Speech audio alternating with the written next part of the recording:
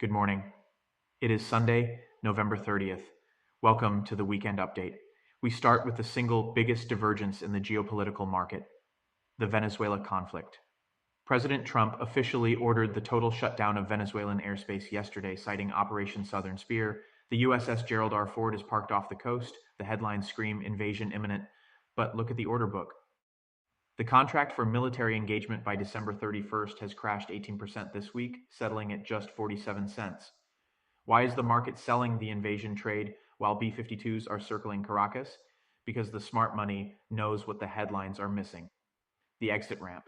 The New York Times confirmed on Friday that Trump and Maduro spoke by phone last week. That call wasn't about war, it was about the terms of a deal. Turning to the domestic front, the Fed has finally blinked. For months, the no-cut crowd argued that inflation was too sticky for Jerome Powell to move in December. That thesis died on Friday afternoon when New York Fed President John Williams signaled that the labor market is now the priority. The reaction was instant and violent. The odds of a 25 basis point cut in December spiked to 88% overnight. This is effectively a done deal. If you are holding the no change contract at 12 cents, you are fighting the tape, the data, and the Fed president himself. And what happens when you combine a Fed cut with a Trump White House? You get corporate animal spirits. The S&P 500 contract for an all-time high by December 31st surged 33% this week to 67 cents. This isn't just retail hype.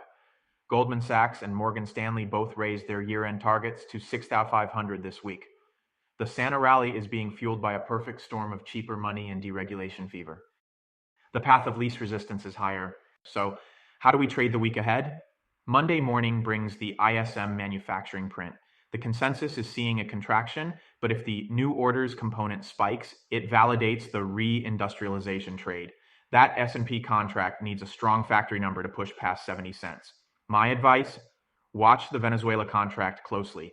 If it breaks below 40 cents, the geopolitical risk premium evaporates, and that capital will flood back into the S&P 500. The headlines say war and inflation, but the odds say deal and rally. Stop reading the news.